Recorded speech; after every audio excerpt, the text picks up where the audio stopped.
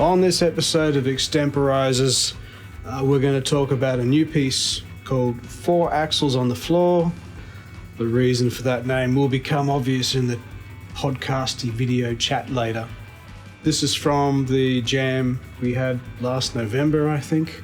We're going to play the track first, and then we're going to talk about it. So here it is, 4 Axels on the Floor.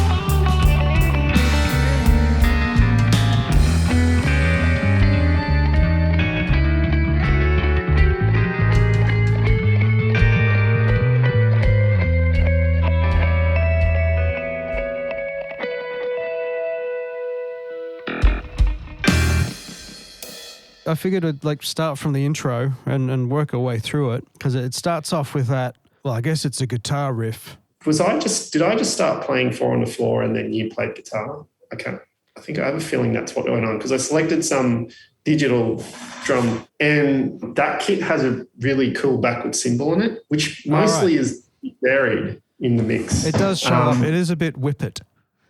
Yeah. I kind of like that. It's awesome. I'd throw more of them in if I had them. But yeah, so that was the gist of that. I was like, I want to play some disco-y stuff.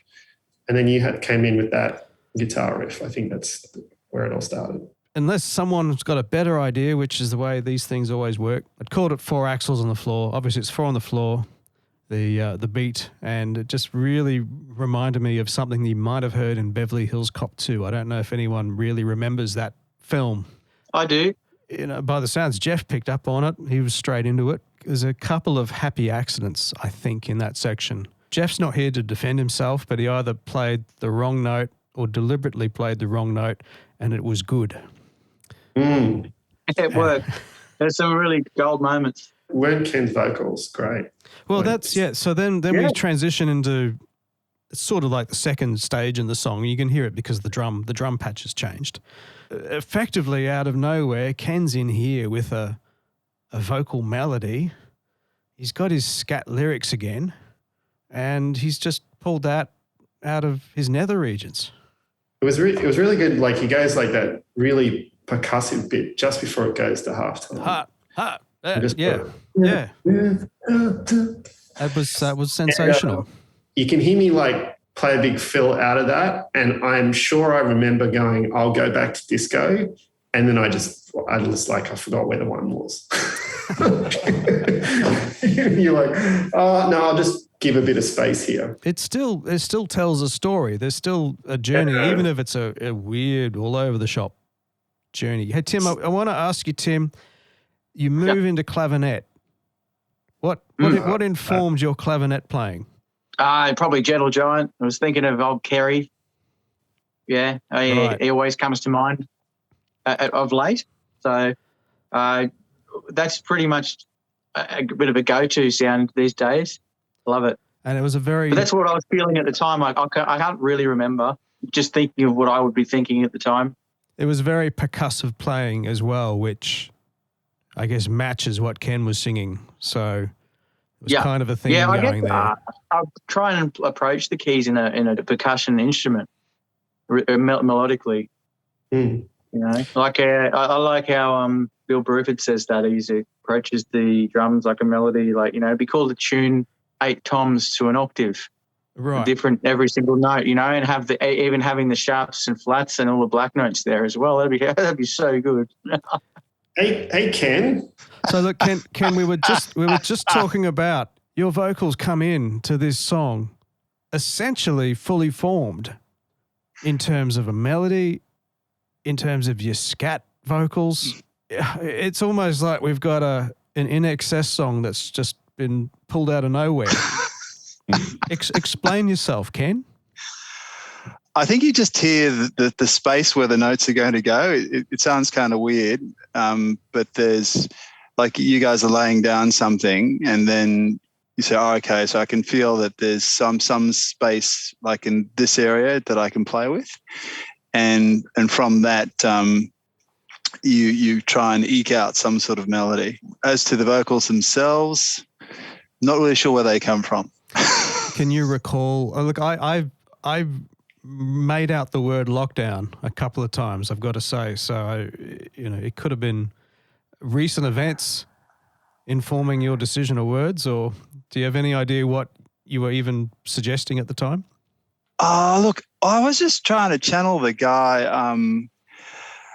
that said "Just Drive." She said that song, then you've got the bit where you go it's the real staccato section that Dean said, where you're just being the vocal hero. Well, I was thinking, what would Bono do? And you did the opposite. I love it. Well, I just said that for you, Ben. Because you're singing the offbeat it's so effective, but it's like a very unnatural thing. Like that's actually find is great about your choices, Ken, is you don't go for things that I would go for, but then I would go through the kind of boring choices, right? Like, so I love that. I really love the riff, by the way. It was very cool. Then we transition then into little instrumental section which finishes the song. What's interesting about it is it's kind of landed in the joke of E minor and A at some point, which consciously I was thinking that's a good joke for this group of people, given that every second jam we play is an E minor and A. It's a 2/5, right? Like it's a Dark Side. Exactly. Dark Start Side. of Dark Side, yeah. Oh, yeah. Well, they wrote a whole album about it, really.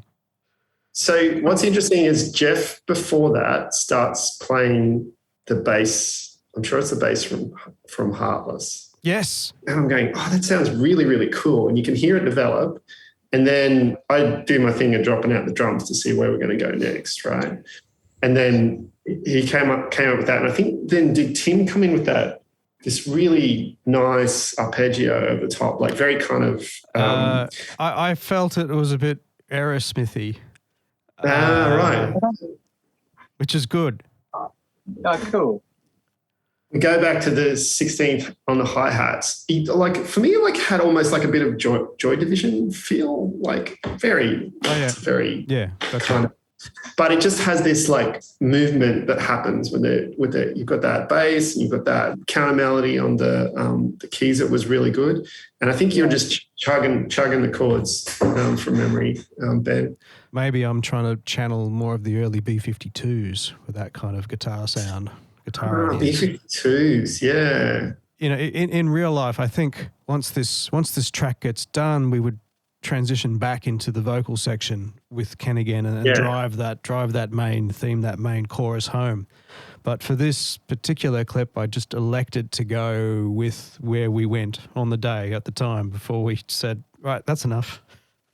It feels like a very Frankenfido-y sort of ending. Geoff playing a lot of bass. Where's my bass solo? Again, and that's why he is the best bassist for Frankenfido, really.